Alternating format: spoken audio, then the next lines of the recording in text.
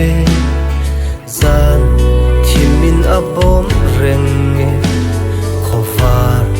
lo thlen hun ma hlelin kan rum kan tra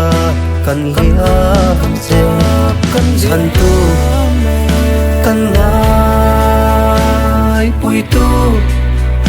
kan phai không nghe chan tu không nghe pui tu ti in kan tra kan ru me kan thi sen alom kan thi sen afar tu nghe min chan nam le ni din an liam zil chan tu an om si lo ron pen chuak ro ron pen ro I ram ta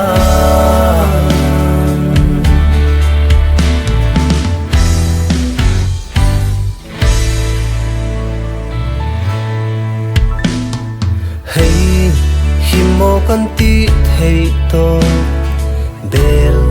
che khon ri ka ong zo ma se zalen na kan mu ma kan khong in kan zo se ro chan tu kan ngai pui tu kan phai không nghe chan tu không nghe pui tu ti in kan trap kan ru me kan thi sen alom kan thi sen afar tu nghe min chan nang le ni din an liam zil chan tu an om si lo ron pen chuak ro ron pen ro I ram ta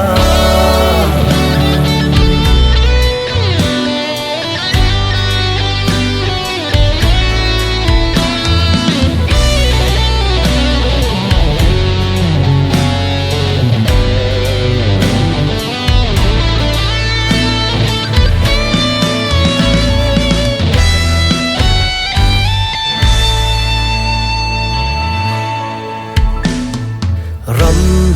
tan nun lan tu te u in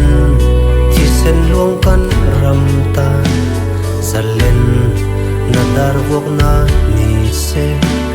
in nung kan ron sui se don chan tu kan ngai pui tu kan phai không nghe chan tu không nghe pui tu ti in kan trap kan ru me kan thi sen alom kan thi sen afar tu nghe min chan nang le ni din an liam zil chan tu an om si lo ron pen chuak ro ron pen ro I ram ta chan tu kan ngai pui tu kan vai không nghe chan tu không nghe pui tu ti in kan tra kan ru me kan thi sen alom kan thi sen afar tu nghe min chan nang le ni tin an liam zil chan tu an om si lo ron pen chuak lo ron pen ro I ram ta ron pen chuak lo ron pen ro I ram ta ron pen chuak lo ron pen ro I ram ta